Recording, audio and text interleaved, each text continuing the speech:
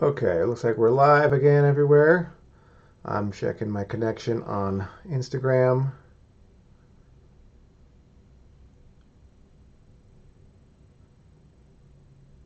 Getting this started.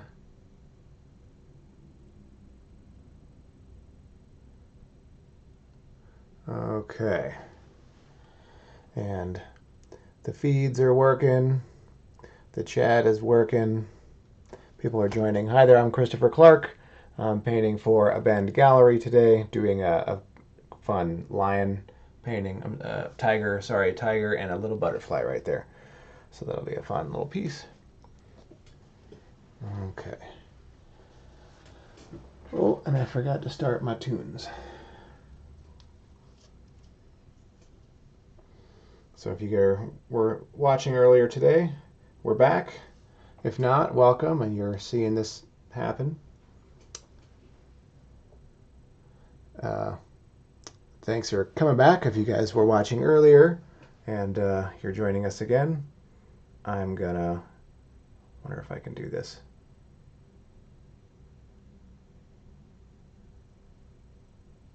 Okay, there we go. I had to start my tunes up. They're going from my phone. So uh, awesome. Yeah, thanks, guys.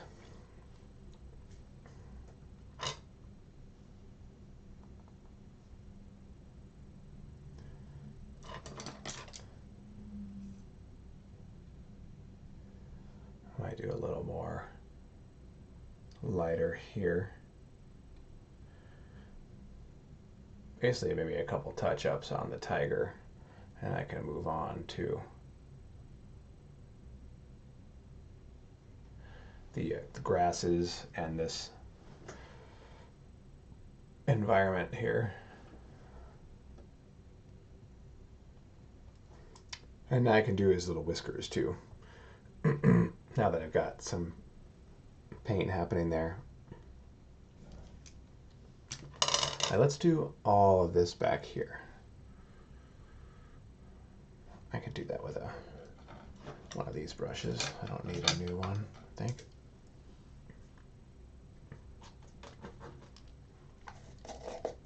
Get my mineral spirits going again.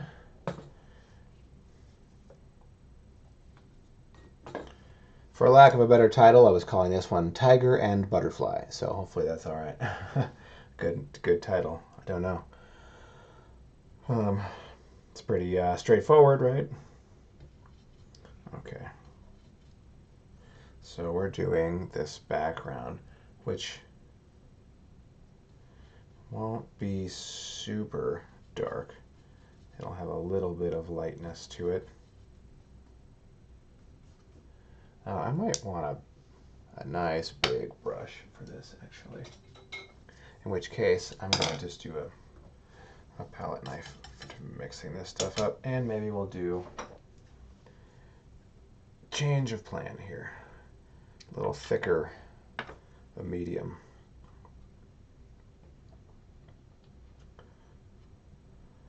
Okay.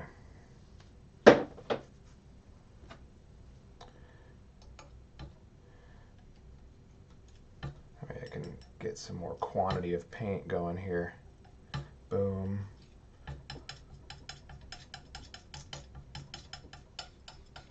And I can use some of this stuff that's floating around here. Let's try that. Could be a tiny bit darker. We'll throw some transparent oxide red in there, a little more green. I haven't used black on my palette in a while. Doesn't mean I haven't ever used it.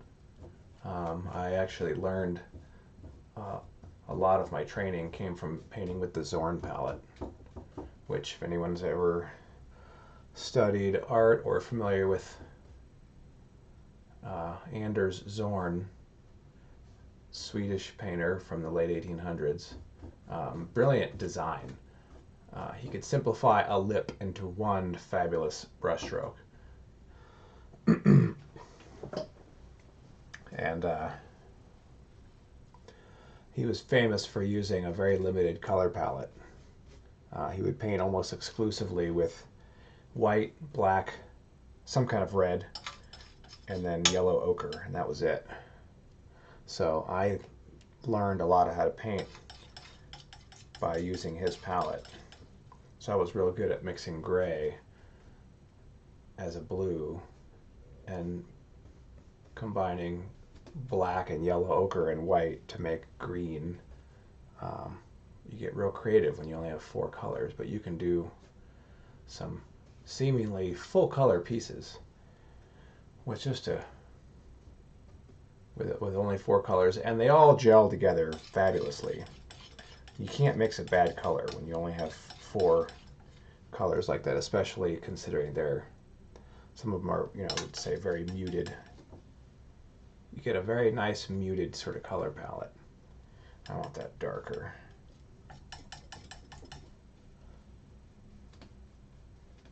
This is going to be sort of backgroundy, blurry stuff.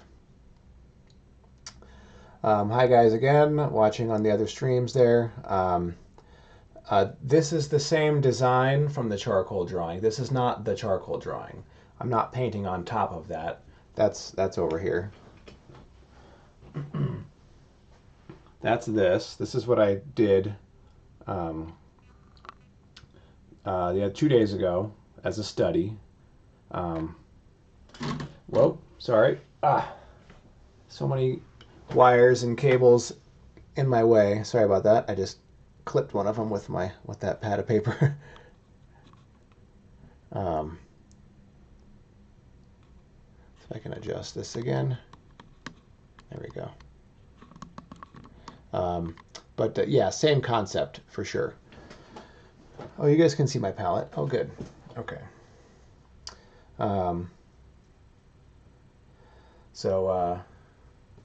What was I saying?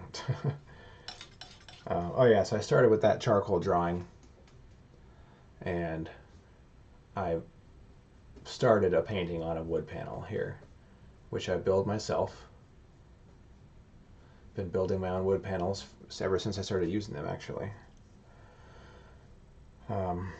It's about 4 years ago, maybe. That's when I started painting on wood panel. I prefer it to canvas because I like the rigid surface. Painting on a canvas is like painting on a trampoline. The thing's like bouncing and shaking in front of you. Like, Especially the bigger they get, the more wobbly and trampoline-y they get. I hate them. I don't like the canvas texture, I've decided. It looks a little antique for me. I definitely have an older style of painting. You know, I kind of base my roots off of like the 1800s sort of era of art, I admit. This is going to get a little green in here. But I like the rigid surface of the wood panel, and I like the way that I can texture it.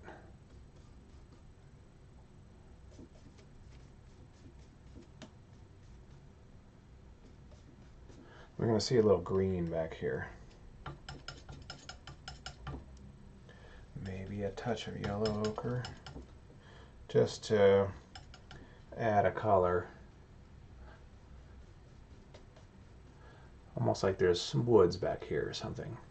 And then I'll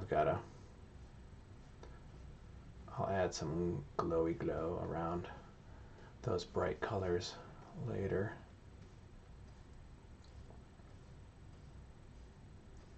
What I don't want is this halo of brush strokes around. I don't want it to look like I outlined the tiger with paint. I think that's kind of trite and like boring and weird when you do that. And here's my butterfly. He's going to have a glow around him, which I set that up with the underpainting. Oh, someone asked, did I start with oil? I started with acrylic was my underpainting, actually. I've been sort of doing that the last couple years. And I think it's a nice Oh, just flung some paint somewhere. I don't know where that went. Saw a big blob fly away. I like having the layers of color and texture underneath my oil paint. And then I can do all the subtle rendering I need to in oil. And all the soft manipulation of the paint. All right, let's start adding some red. I'm going to use this paint. It's down here. That's a little much. Because I'm just going to pick up some of this glow from here. And I kind of been noticing that I like layers of transparent paint. I put it on thick and opaque where I need to, but not everywhere. I don't think it needs it everywhere. I like seeing the texture underneath. Here's some stuff happening here in the distance. I don't like the word background as meaning it's like not as important. It's very important. But as far as distance goes, yeah, it's the background. And this is the foreground. And the grass will be the extreme foreground. It's sort of a term that I don't know if I came up with it. I've never heard anyone else use it. But I like what it implies. Like we have our main subject as the foreground, and then we have an even additional foreground that like we're hiding behind to watch this painting, you know. It's kind of how I think about it.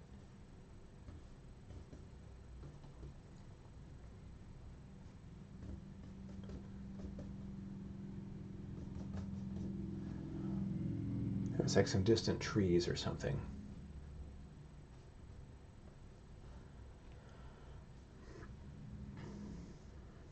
So hi everybody, thanks for watching.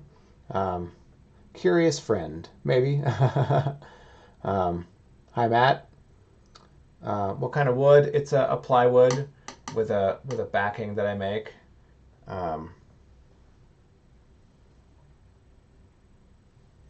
It's something I've sort of developed over the years.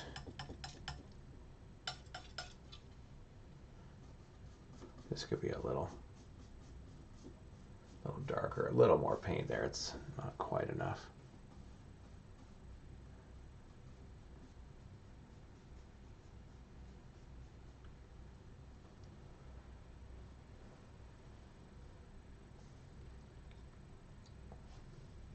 Okay, I'm going to keep this out. And I'm going to do some glow.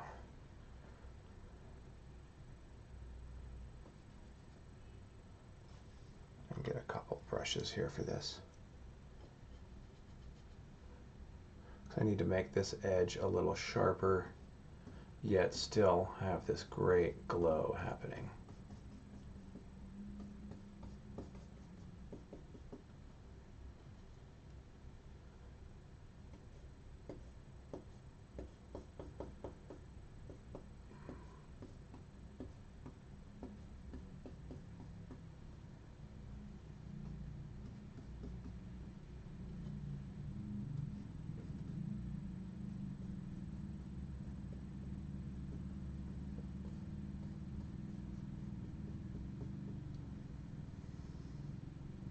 Little glow there. I can do the same thing up front here. It's going to be a lot lighter and a lot more yellow, I think.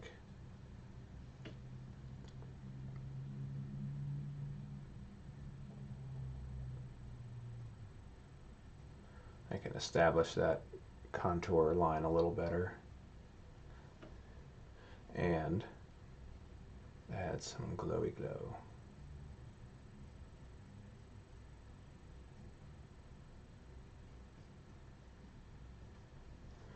I can do some of this orange here.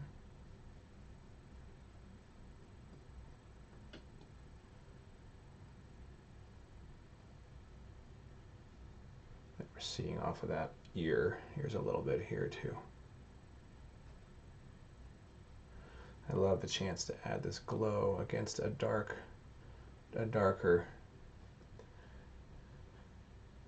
shape behind my foreground shape.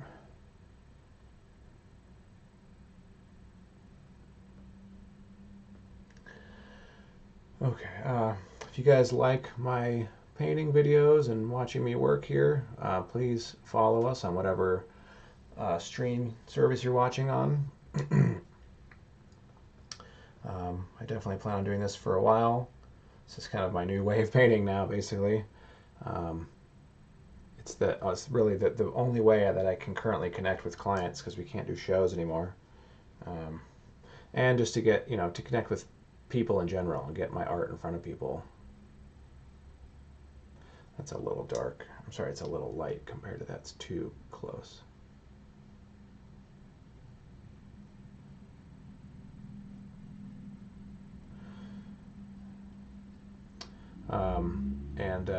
There should be on whatever stream you're watching, hopefully, not Instagram, because that's through a Bend Gallery, but any other stream you have, there should be a link to our Patreon page. It's a new gallery endeavor that I'm a part of. It's Amazing Art Expo. So if you want to go to patreon.com/amazingartexpo, or click on the link in front of you if you got a Patreon link, great. That way you can support my work as an artist, and you can help get our gallery back on the road again once we can travel again. Hopefully we can come to your city.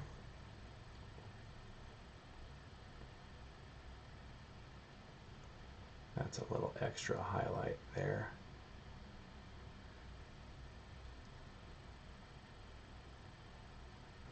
Tip of his little nose there, or her. That's a little much, so I can soften that a little.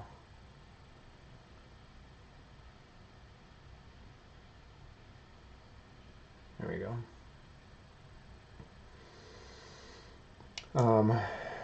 We will see a little, couple whiskers here. And then you can also follow me on my own social media. It's Christopher Clark Art on Facebook or Instagram.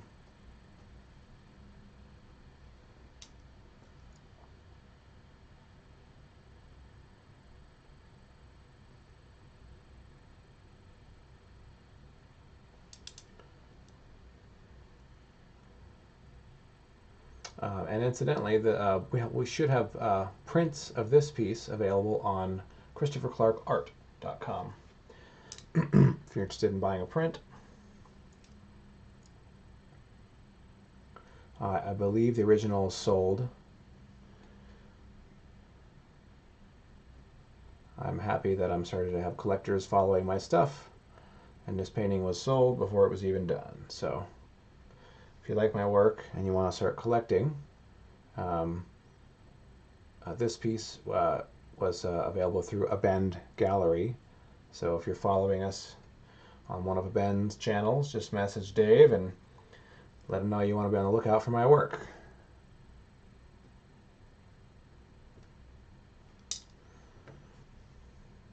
And he can let you know when there's something available.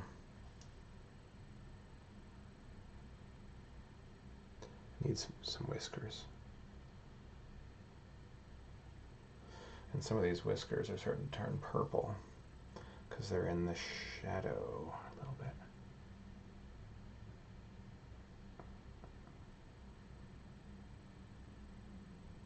Here's some of those little whisker marks on the face there.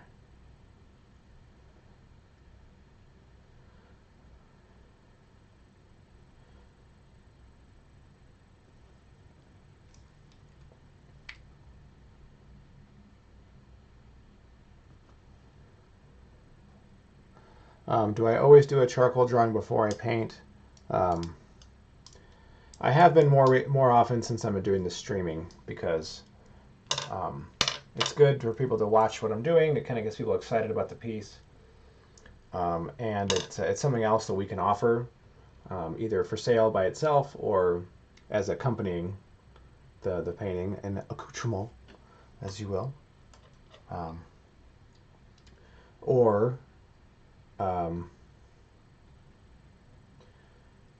it gives them something they can post on the website to show, hey, this is the painting he's about to paint, so people can follow it and watch and get excited about it.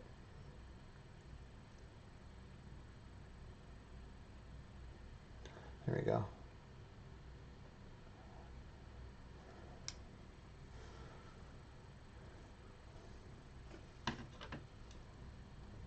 Every time I look over, I see a little tiny thing I want to fix. Maybe a little bit there to push that out a little more.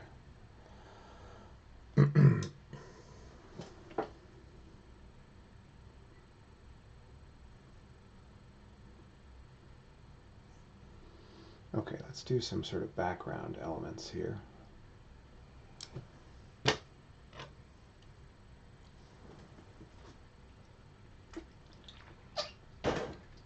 But to further answer that question, I've been doing underpaintings more often than I have in the past, just because of the live streaming stuff. If I really need to figure out a piece before I start working on it, then yeah, I can do a charcoal sketch as a study. I've been kind of skipping that stage lately, and I just jump right into a piece. I do a lot of preliminary study.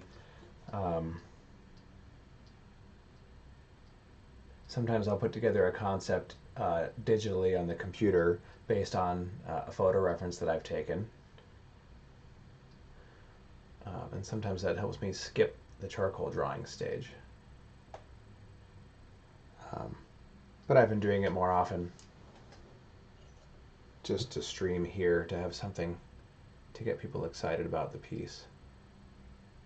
Can lose a little bit of this with my trusty little tiny fan brush. This little tiny guy that doesn't exist anywhere. I can't find one. I even broke it and I had to duct tape it back together.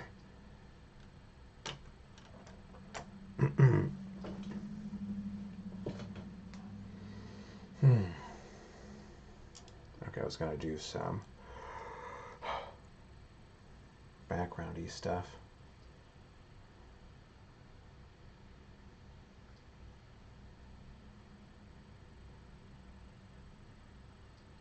Grasses or vines or something.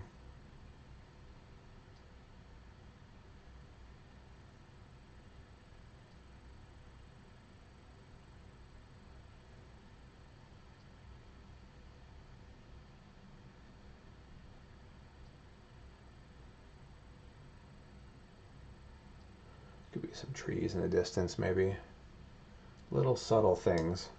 And I can sort of smush these out a little to make them softer and definitely more distant. So I can have an environment without getting too carried away with all the details that I really don't need.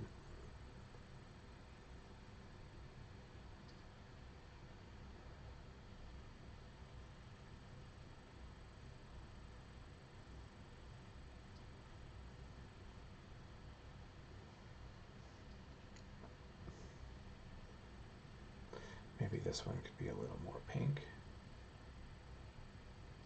And they're blurry because they're far away.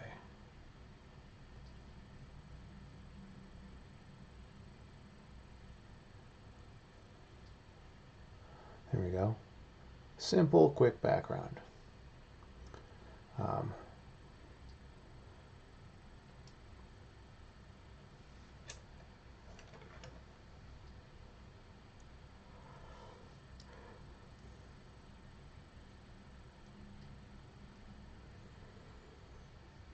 I enjoy playing the drums with my paintbrushes.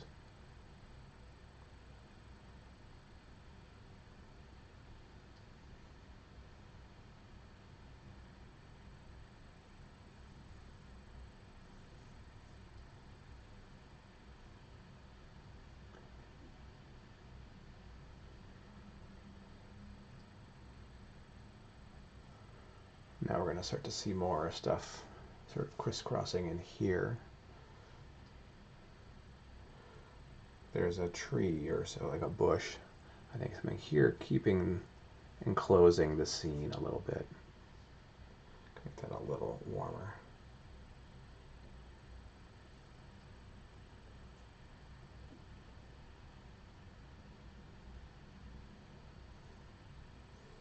Nice big chunk of Viridian green there.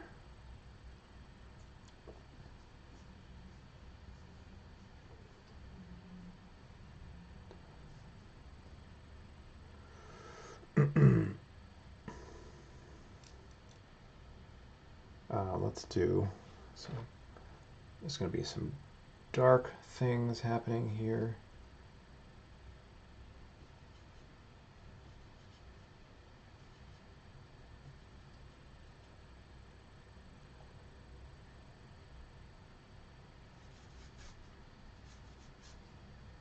Here's where I can use the texture of the brush to do fun stuff. I want that a little more red and a little lighter.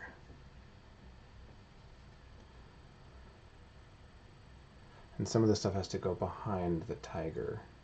So I'm going to have to repaint some of those things.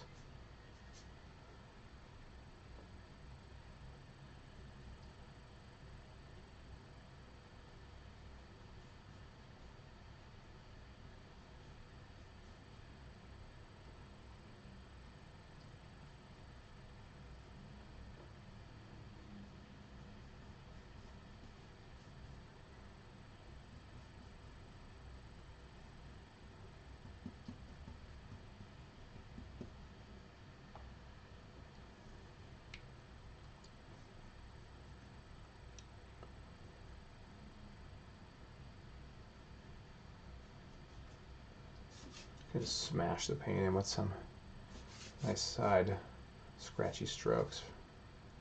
You don't always have to use the front of the brush. You use any side you want. So some of this grass is behind their leg. Some of it's going to be in front. Now I can use, let's do some bright something here. Bright pinkish sort of orange, I think.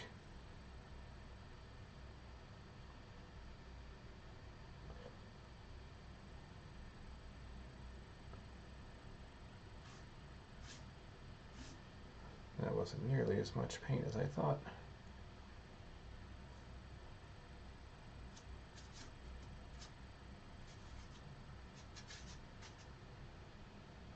Maybe I gotta add some highlights to the grass. Use some of this yellow here.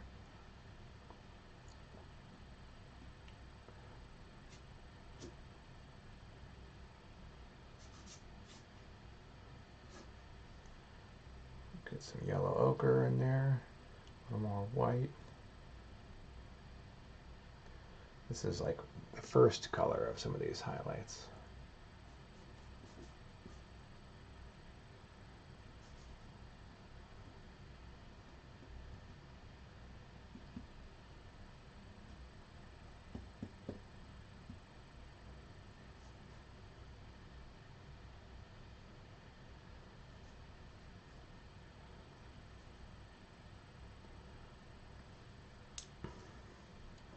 Now I can do some of those lighter parts of those highlights. Get some nice hot yellow and hit some of those.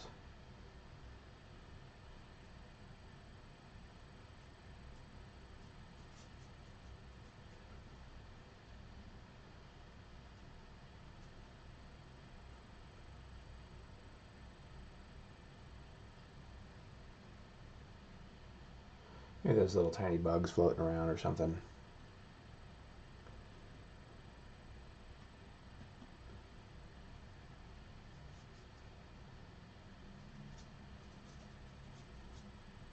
This is where I can let the paint do what it wants.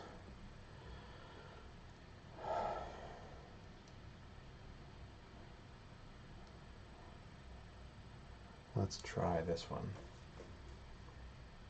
Let's get some really hot pink going here for some of these areas. Some red and alizarin. Okay, I've darkened it a little too much.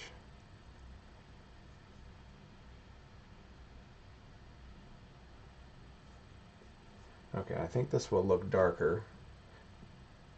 I'm sorry, that these strokes will look lighter once I add the proper dark values down there. Here's this really great light area that I want to do, showing that paw a little more.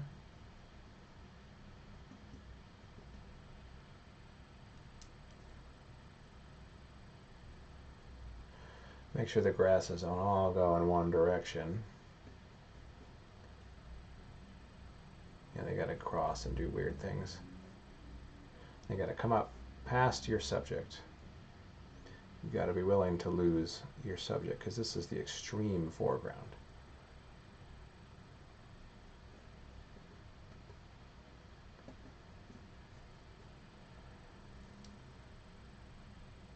Okay, I got my dark here. This is going to be some fun purple. Get some medium going there. How dark do I want this? Let's lighten it up a tiny bit first. It's a little too purple. We can green it out a little bit. It's too Fruit Loop purple. It's kind of a term I sort of developed, I think. You know what that means. It's too Fruit Loop purple.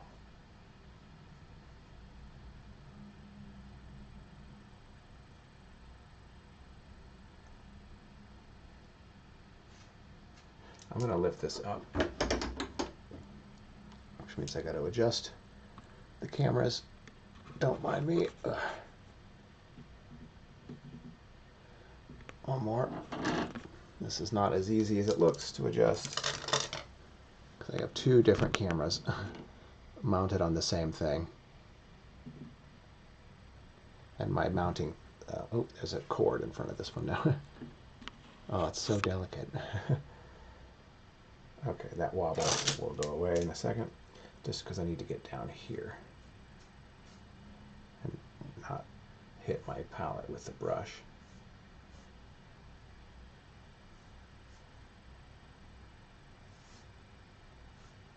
Some of these strokes of grass are thicker and darker.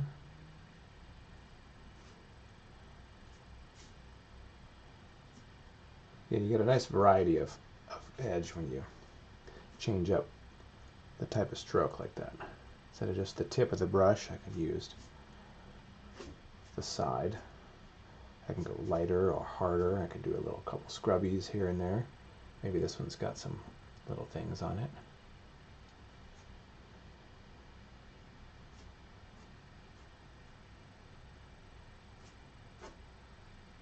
Covering up some of my subject. This is, as Bob Ross calls it, the bravery test.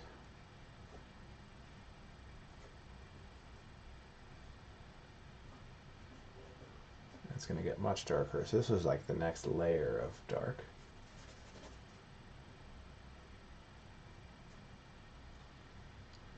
Like he's really stalking through the grass.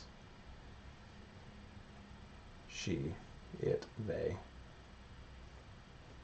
Sometimes one has to go like sideways like that.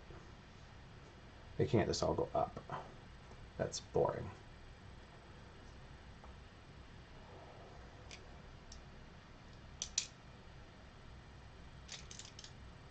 I like some of these glowy things happening here.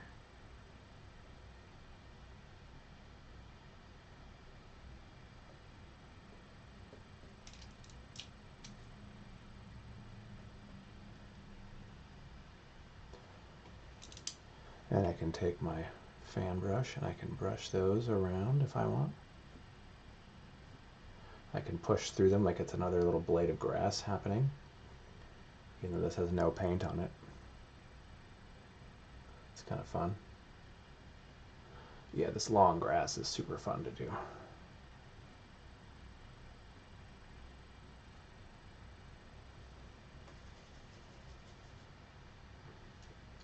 I love how you work with light. Thank you for sharing. Thanks, Melissa, for watching. Um, yeah, and Cassie and Kelly again. Yeah, thanks, guys. Thanks for watching. C'est beau. Asia Fekak. Merci beaucoup, Asia. Le peintre, c'est le travail de ma vie. Et je suis ravi que vous aimez.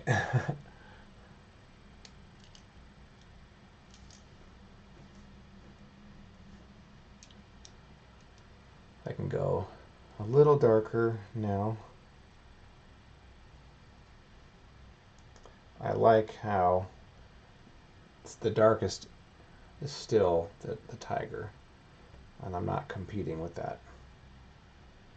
This is darker will help push that other things forward even more though, so, and it'll sort of seal off the bottom here.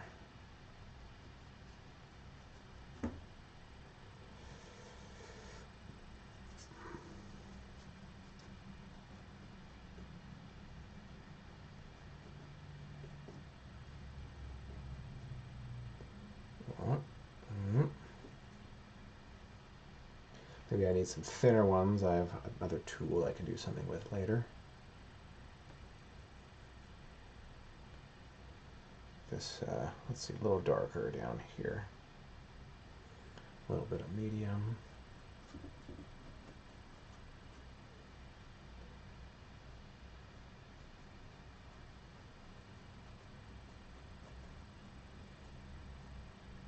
Let's say there's one. Oh, I didn't get him. There. Crosses in front of your subject. Most of them cross that arm. Fewer of them cross here because I want that one to look further away. And this gets pretty dark down here. Maybe a little bit up. Ugh. See, I don't want to carry that pink with it. Let's fix that. There we go. A couple little spots of something floating around there. And see, a lot of my underpainting is still showing through, which is really great. Let's fix some of those now.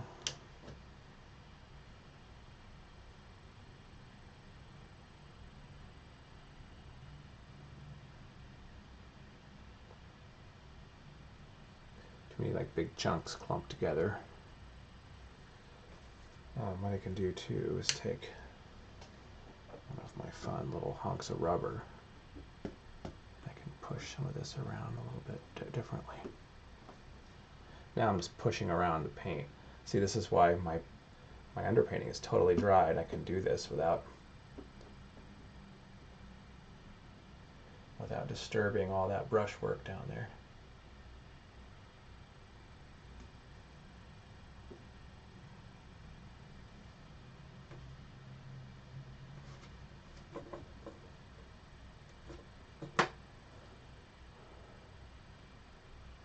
Okay, maybe I'll take some of these down a little bit. That's a little too heavy.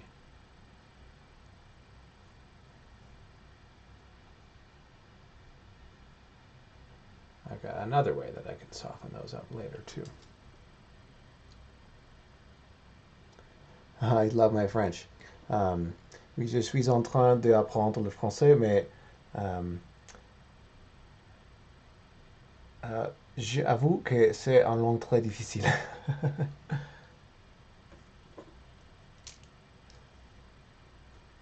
Mais très belle en même temps.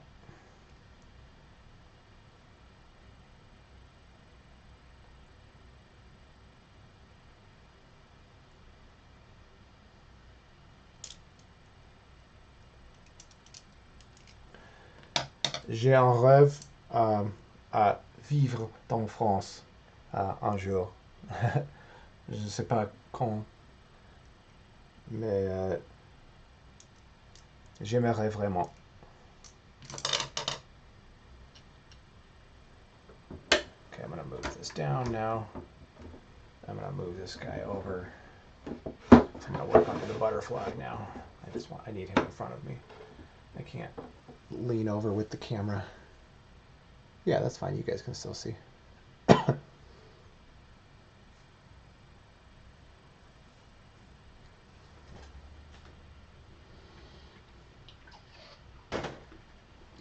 Okay, butterfly.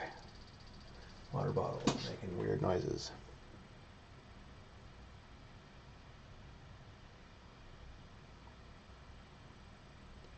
What time did I start this? About 4 or something? Just want to know. Instagram will cut off in an hour. So Instagram has maybe 20 minutes or so left. So I probably won't start it again, so I might only need a couple more minutes. We'll see. Okay. But if it cuts off and I'm not looking, thank you guys for watching. Yeah, please follow me on whatever streaming service you're watching on.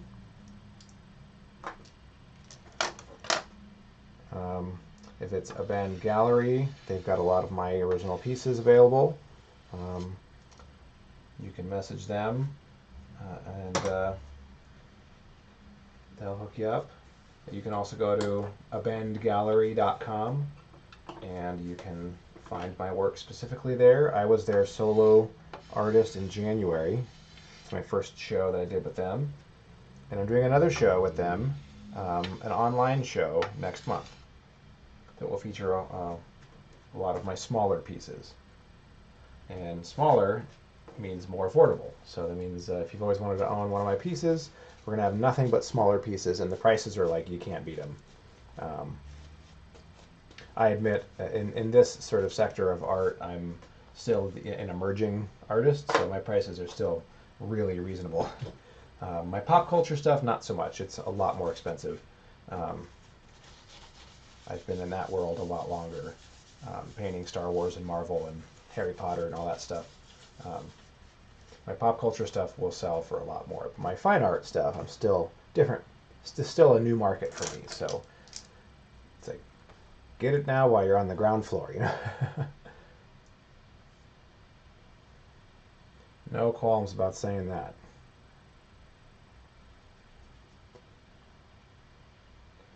Okay, this guy's gonna be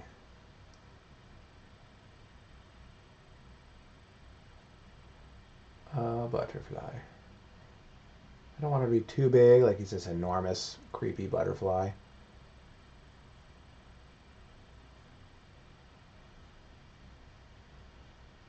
And then there's the other wing is up there.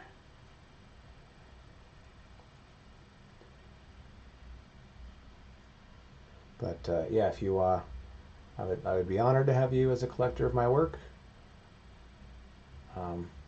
This piece is sold already, but he's got a lot more of my pieces available. So just email. You can email David@abandonedgallery.com, or you can go to abandonedgallery.com and look at what he's got, or you can message him and ask him. There's so many ways you don't even know.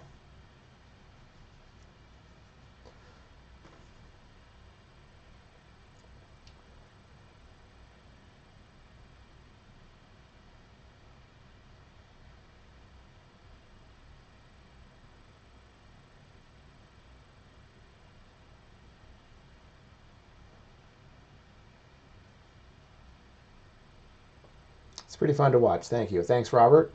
Hey, Austin, how's it going, man? Good to see you. Thanks for watching, guys.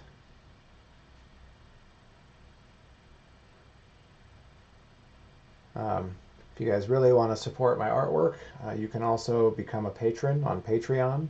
It's a new thing we're starting for a new gallery endeavor that I'm part of called Amazing Art Expo.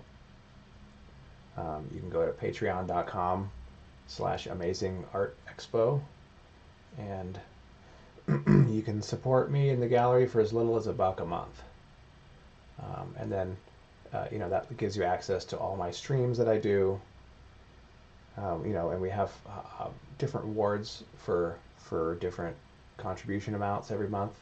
But super cool way to support my artwork in the gallery for like super cheap.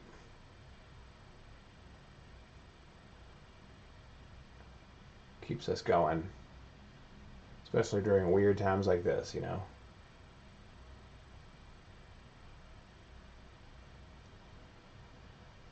Little butterfly, look at that.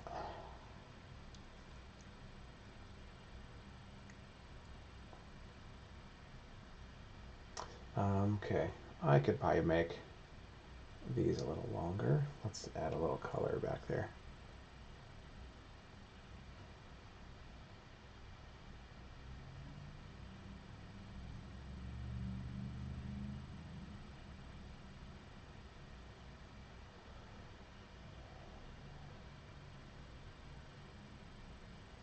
He's going to have some dark on him. This butterfly is a little friend, maybe.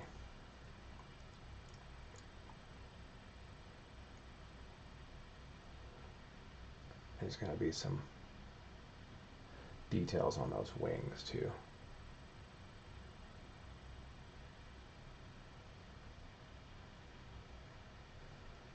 Which I have to indicate without making the butterfly look too stiff.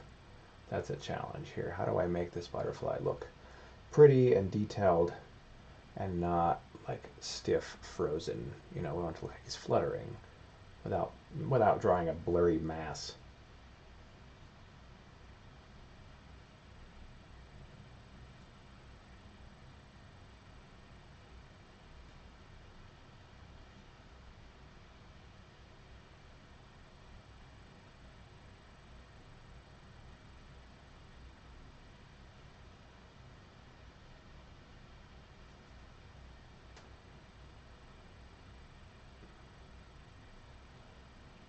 Some wing definition there. Lots of little things happening on the tip of the wing there.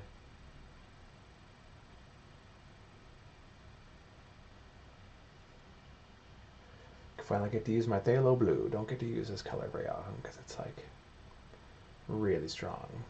But I'm gonna try to think of an analogy for it. How strong this stuff is.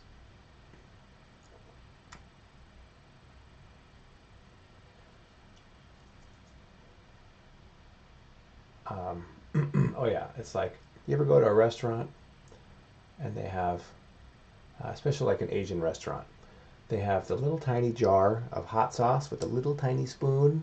That's how you know how hot the stuff is. You know, one drop of it will burn your face off. That's phthalo blue. That's how strong this stuff is. You look at it wrong and it will tint your whole mixture.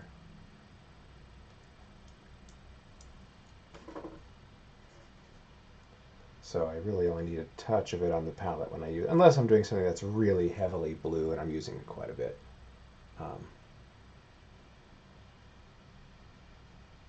But for the most part, I'm like, it's so strong. It's like a jar of hot sauce, man. Okay, I want this butterfly to have a glow quality to him, which it looks like he is.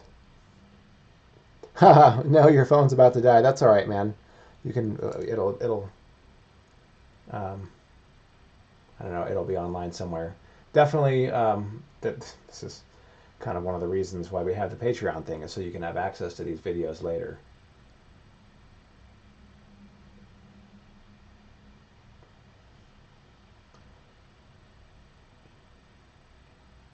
Otherwise, they're just available live. If you're lucky, you caught one. Otherwise, you could support us on Patreon, and then you get to watch it all the time. Huh?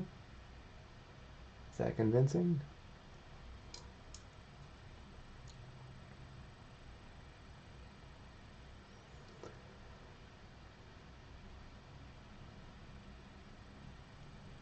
Okay, now some of these details on the wings gonna get a little lighter.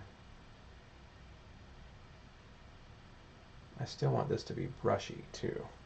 Let's do some green and lighten some of that dark color. So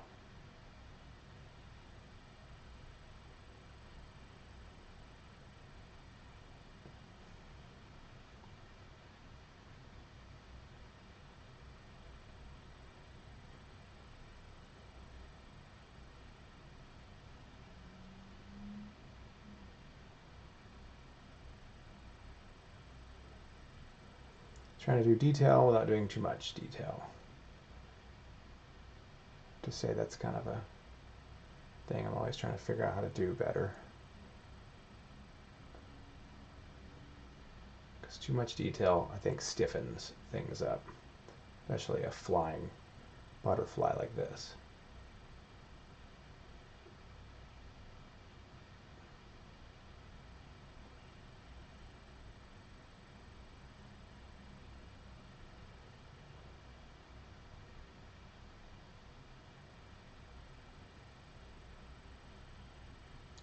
It's looking good. I always glance over at the feed to see what it looks like, because it's like looking in a mirror. It's not reversed, but even just seeing it through the eyes of a camera. That's what I do often with my paintings, is I'll look at it through my phone. And of course, get up and look in the mirror, which I have behind me.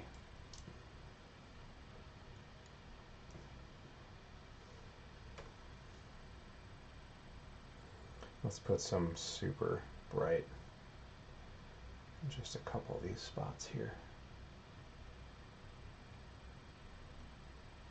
Make the rest of it glow a little better.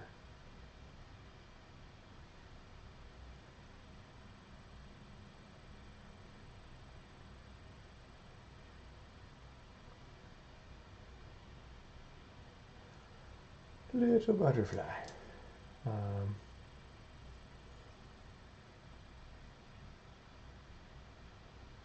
And then there's some more details here.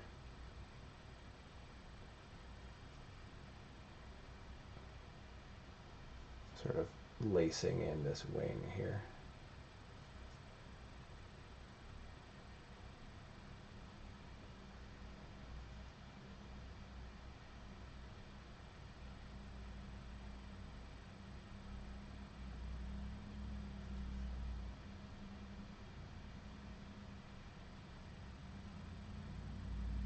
Okay, get some darker. I think it's helping the glow to also show the dark changing from a darker to a lighter.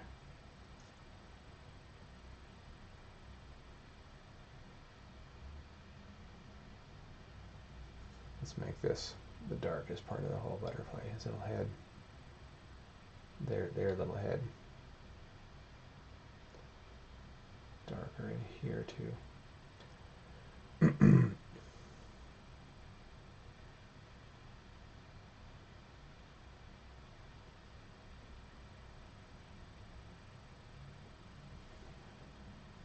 Oop. Gotta plug in my pewter before it dies too.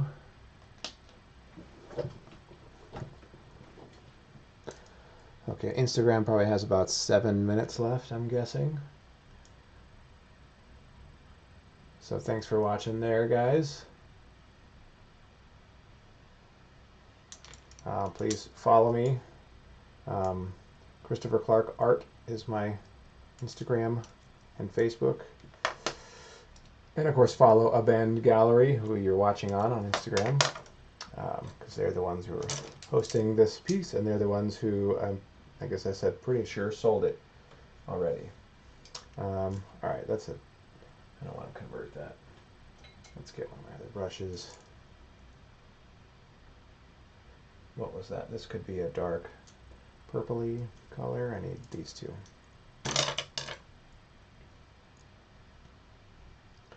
I need the glow around this guy. That's way too dark. Let's start adding that glowy glow in.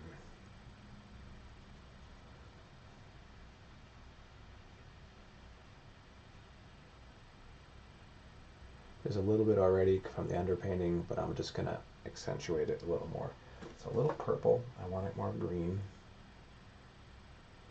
Light green actually makes the greatest light blue.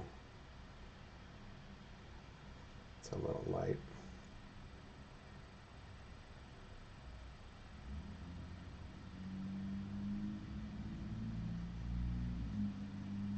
Plus it might help me give a little more glow quality to this guy and a little more movement. And then it'll get darker as it pulls away. That's a little too wrong color purple there.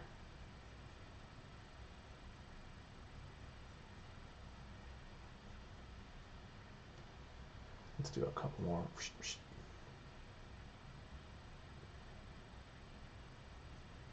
That can help show this movement with a couple clever brush strokes.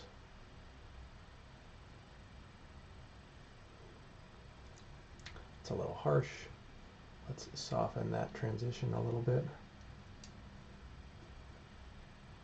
Put one up there too. Awesome.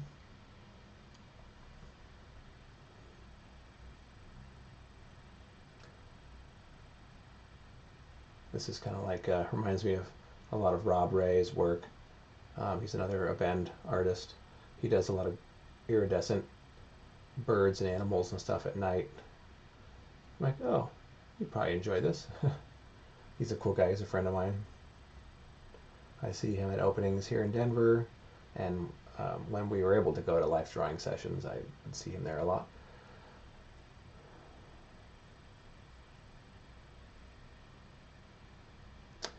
Thanks, Matt. Good to see you. Thanks for watching.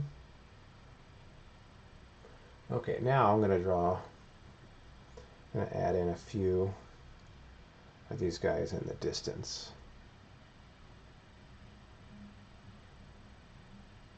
They're going to be a little blurry. I just need some context for the one we're looking at up close.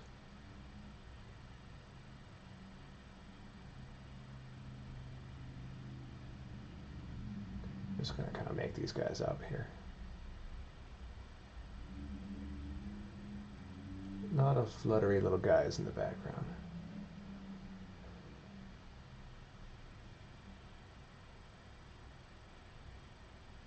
And I got to make them so they're not too distributed evenly. They have to be sort of random, just a little bit. And also not the same shape.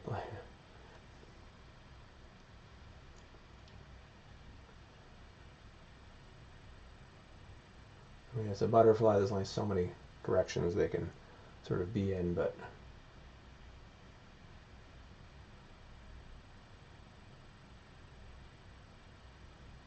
make them overlap. Take a guy off the frame. Do a couple that are just like barely off frame there. So just a few floating around, and I can soften some of those guys, because this is the main one we're looking at. Maybe one of those has a little light on it. That guy, and maybe this guy here. Maybe one more.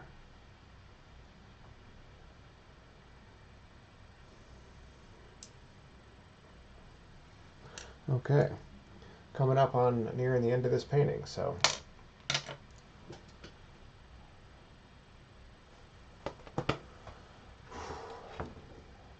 painting is tiring. It's tiring on my brain, on my body, and having to entertain all you guys and be like sociable while I'm painting is like, wow, this is hard.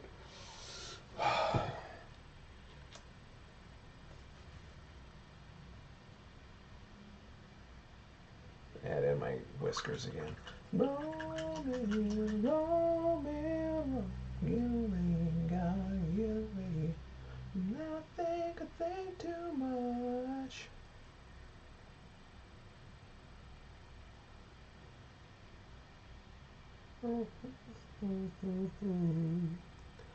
He's a man, crack a man, you don't want to. Whiskers. Roll me, roll me, roll. Now I think too much. Okay, I can do some sort of splattery stuff now. Hi Pam, thanks very much. Thanks for watching.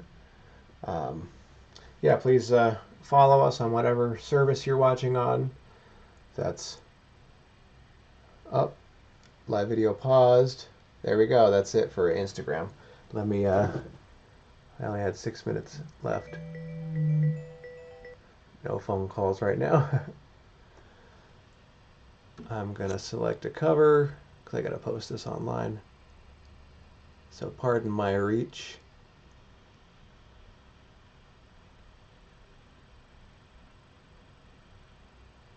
Part 3. Just post a thing here and then part 3. There we go. Now we're all alone without the Instagrammies.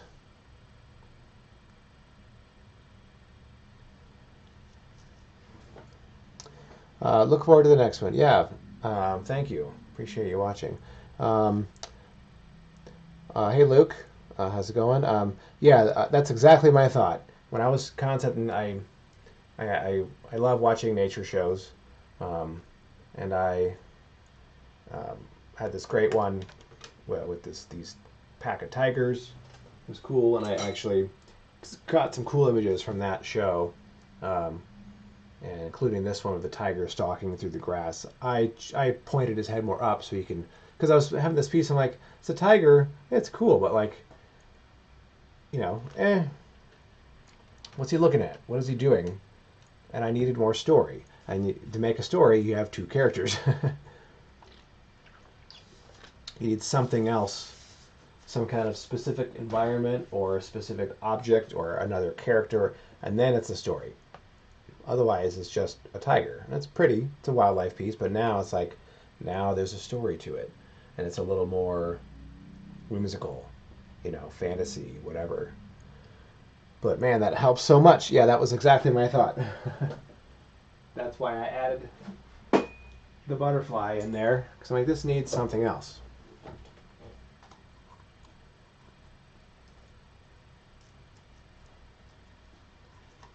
Okay, gotta get the old. I might have to take this off. This thing on. Where'd my tunes go? There we go. Let's, oh, there's a cord in the way, but sorry about that. Let's see if I can fix this so it's pointing more at the painting. There we go.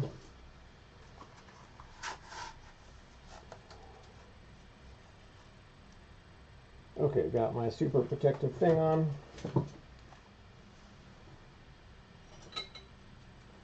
Now we can get some fun glowy glow splattery stuff happening.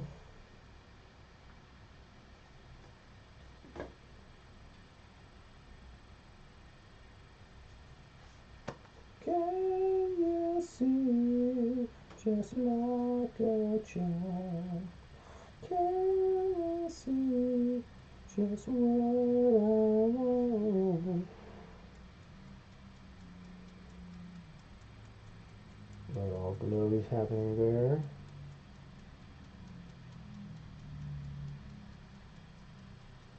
Little happening there. Can sort of smack out the ones I don't want.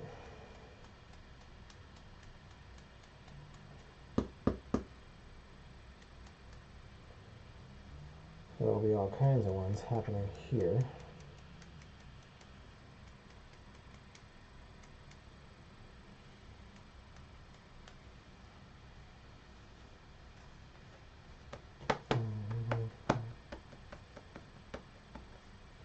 Maybe right in front of his nose.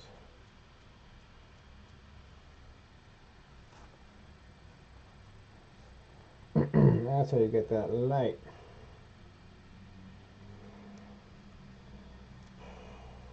Okay, I can do some fun orangey, pinky red stuff. There we go. So yeah, out of the find you. Can you see just like a child?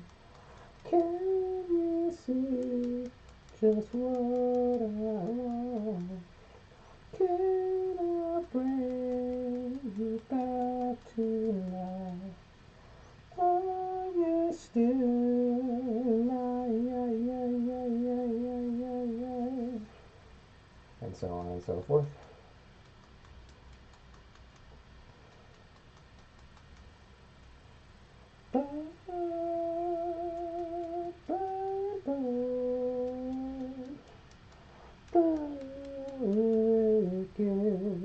Goddamn down.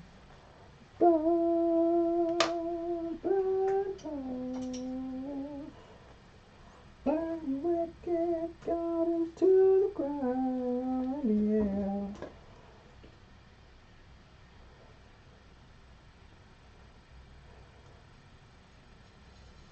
Okay, a little more white glow green stuff around our friend up here, the tiger's friend.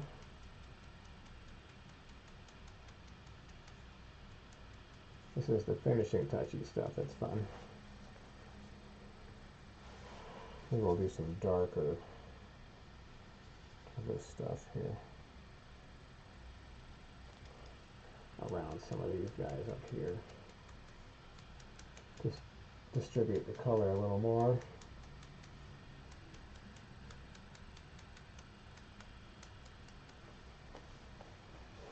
Okay, this is looking like it's getting close to being done. I never know because I have to look at it for a while, let it sink, sort of let it digest, you know. Need some more glowies up here.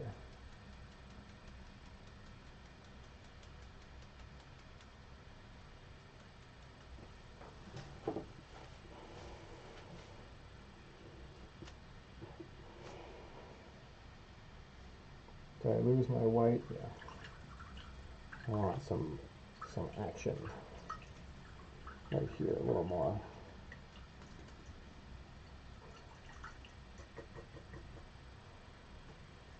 Don't want too much mineral spirits on here, it'll eat through my paint.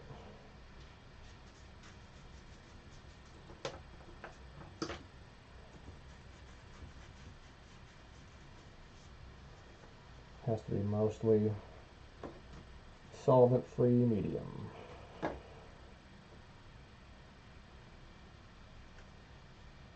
A little more yellow. I can hit some big ones. Boom. Boom. Boom. That's fun.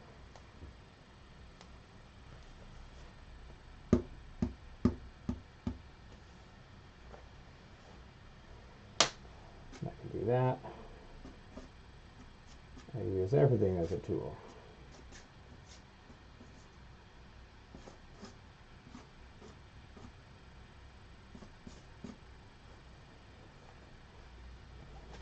Now I can take a bigger fan brush and sort of maybe gloss over a couple of these.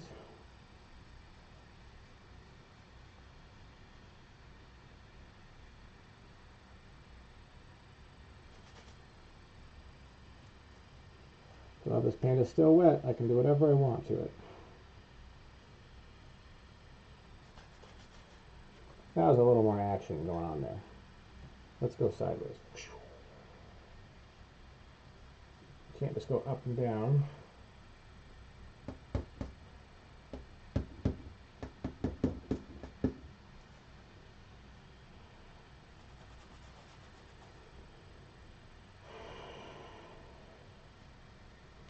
Okay, yeah, it's getting to the point where I need to sleep on it to really get it. See if it's done.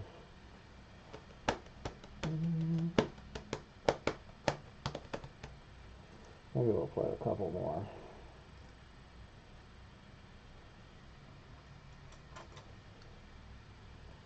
This color down here.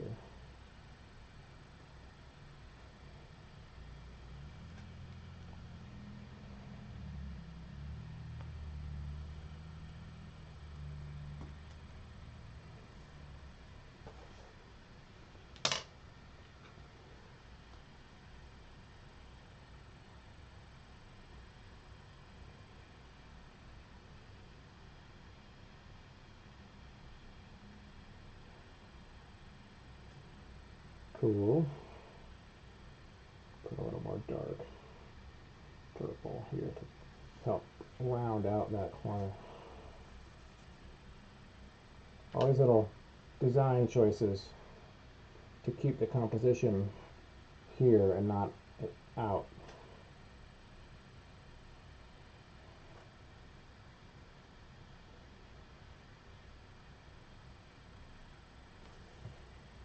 Okay.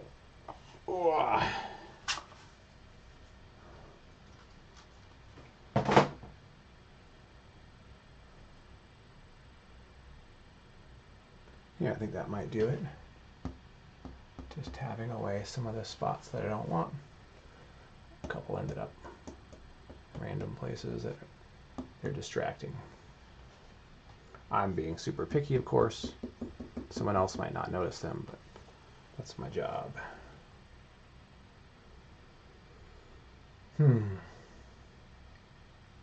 Let's stand back and look at it. It might be done. I won't sign it yet. I don't like to sign them until they're dry, in case I want to push something around. If I screw something up on my signature, I have a long signature, so you know. And plus, also, signing my signature, complicated, tiny, over wet paint, it just turns into a blob sometimes. So I like to let it dry for a day or two.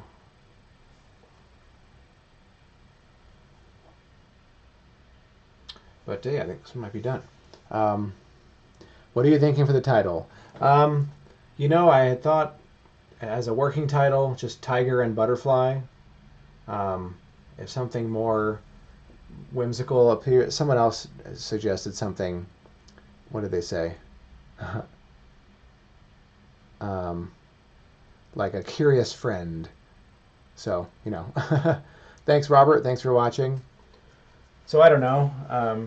You know, I don't necessarily need too on the nose of a title, like a tiger looking at his fun butterfly friend. You know, that's a little too obvious. Sometimes just something simple, tiger and butterfly, could work. Or if a curious friend works also. That could, you know, someone suggested that in the text in the chat. I'll think about it.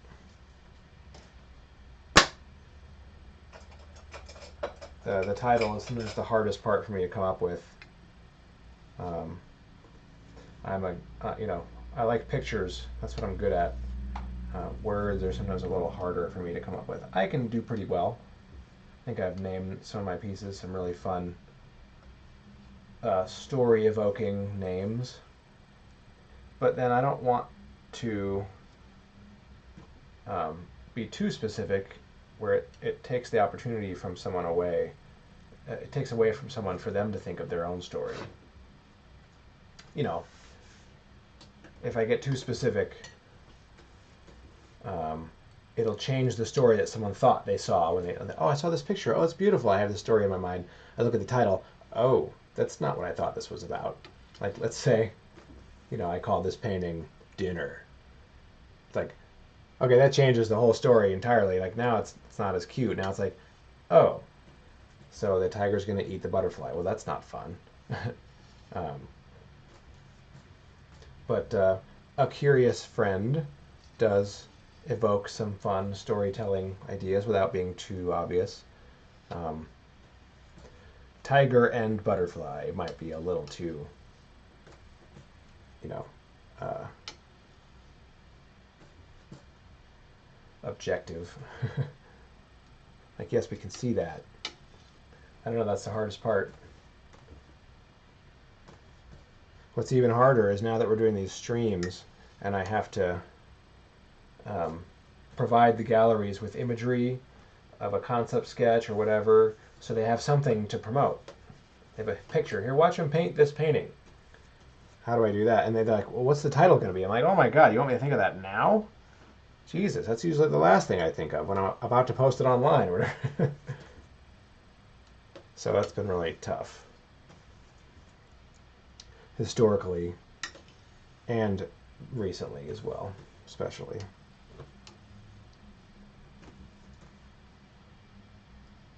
So much to bear, but isn't there for tomorrow, and I feel just cool. So would you even care? And I feel it. And I feel it. Where you going tomorrow? Where you going with a mask I found? And I feel when the dog begins to smell her. Well, she smells low. You guys feel free to ask me some questions. Curiosity, there's another good one. I should write all these down. I'll look through the chat later before I close it. I'm always welcome to title suggestions. Just throw that out there. Feel free to plop something in the chat. If I like it, I'll use it. If I don't use it, don't feel bad. But, you know, feel free. Throw it out there. You get the honor of having named a painting. It's kind of fun. You feel free also to ask me any questions while I'm just cleaning up here, because I believe I'm going to be finished with this for now. Details on the tiger's face and butterfly are exquisite. Thank you. Well, thanks, Rebecca. Appreciate it. Glad you're watching. Yeah, I can't wait to show you your Lord of the Rings concepts, and we can start talking about those and figuring out where we're going with that. And then, of course, you'll get to watch them happen here as well. That'll be fun.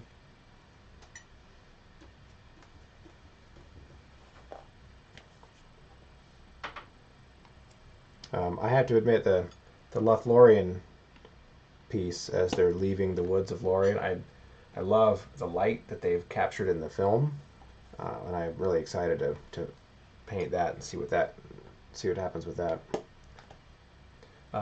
Lord of the Rings was actually the first pop culture I ever did. I did them just as a fan.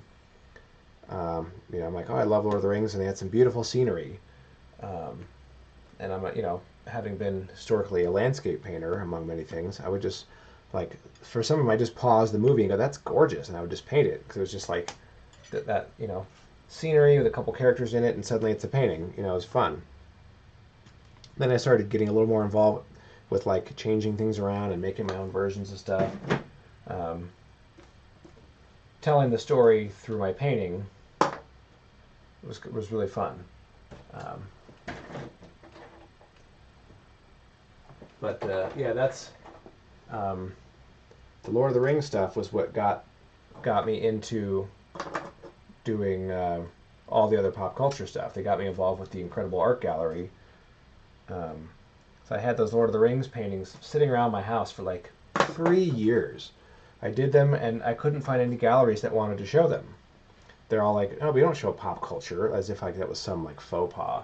You know, that was some like amateur, lower class quality of artwork that no one wanted to touch it. I'm like, all right, fine, I'll just hang on to them. And then I ran into them, and that's all they sold was pop culture artwork. I'm like, oh, well, this is great. And they loved the pieces. They started showing them there, and they started selling. And that's when they introduced me to the Marvel and Star Wars people. And the rest is history.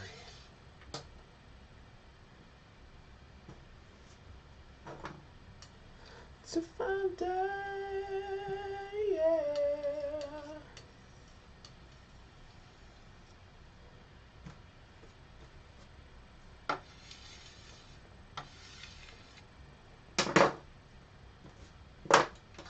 Okay. Nice to have a nice clean palette again. That's just some globs of paint in that thing. Do I primer my boards? Yeah, I build my own wood panels, and I primer them with gesso.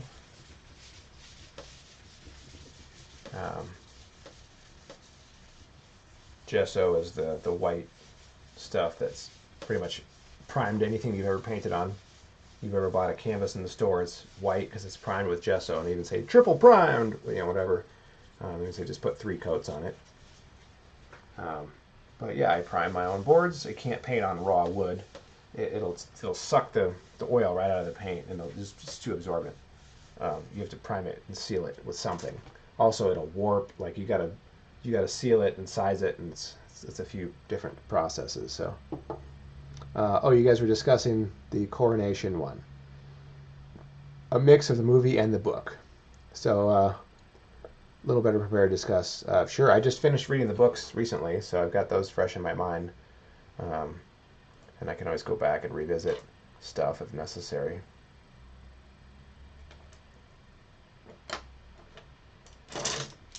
And I've seen the movies a bajillion times. So the director's cuts, of course. Yeah, so looking forward to talking about that. Once I finish this last third concept of the Lothlorien scene, then I'll send you the 3 I've done, and then we can talk about where to go from there. So, what am I painting streaming next? I don't know. The next projects I got are the Lord of the Rings pieces for Rebecca, and those I'll be streaming for sure, but they're still in the concept stage. That hasn't been worked out yet. I might have to build a couple wood panels for some of them, so it might be, several days or a week or something until I can do those. In the meantime, I don't know. Maybe I can do another couple small, doing a couple small like Italy or France or cityscapes or San Francisco or one of those. Those are super fun, and I could do those on a whim. I got little small wood panels. I can just, there's a day. Like, I'll do 2 of those, there's a painting streaming day. I could do like a smaller, just a simple character from a show or from a movie. At one of the shows we did recently, I did a sketch of Dumbledore in charcoal. I did that at the show during a few minutes here and there. I keep thinking about that one. That was a really cool piece, and that would make a fun little painting. I keep thinking about that one as an easy one to throw in there. Yeah, I've got it. Always a million ideas for a bunch of people. I could do my own, fantasy anime sort of piece, like I've been doing it, sort of, interspersed with these other ones. So many options.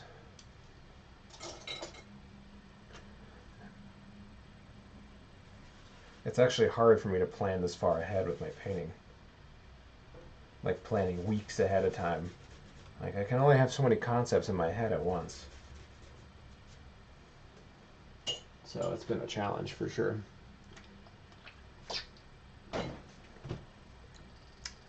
And of course, you've got to keep your brushes clean.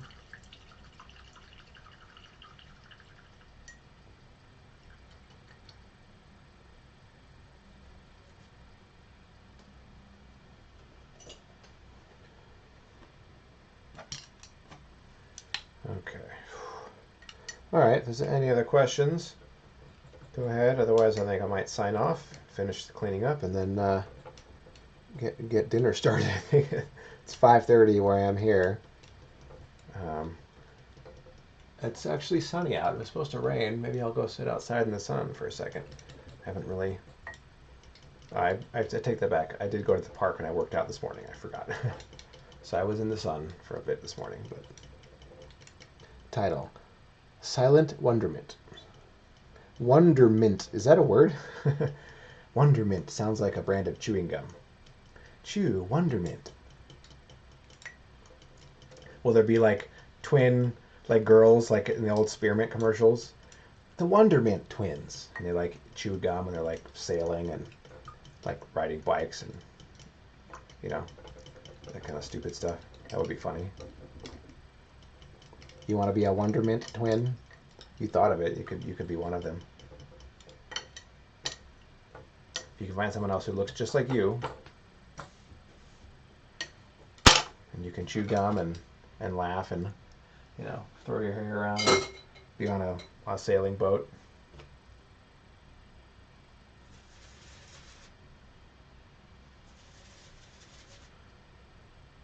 It is a word, wonderment.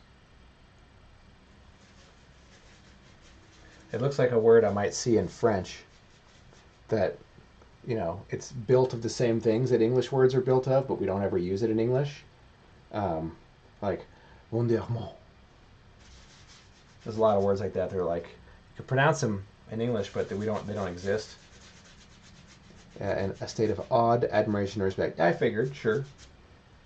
It makes sense. I've just never actually heard it used before.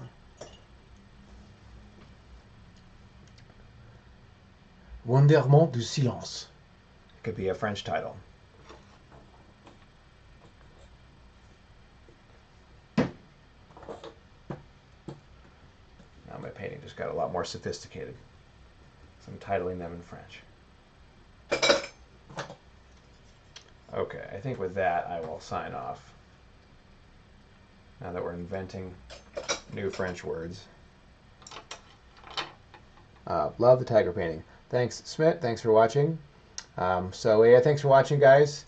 Please follow me on whatever streaming channel you're watching on. And you can follow Abend Gallery also. They're the ones who are hosting this stream and this painting. So they're you can go to abendgallery.com and look for my work there. Abend is A-B-E-N-D, like there's a bend in the road. And then prints of this piece will be available at ChristopherClarkArt.com as well. Prints of pretty much every piece I've ever done. And you can subscribe to our Patreon and support us as a patron. That's with a new gallery project we're starting called Amazing Art Expo. So patreon.com/AmazingArtExpo. And you can support us there, which we appreciate. And then my personal social media is Christopher Clark Art for Instagram and Facebook. So after all the plugs, now I think I'm done. So thanks, guys, and we'll see you next time. Thanks for watching.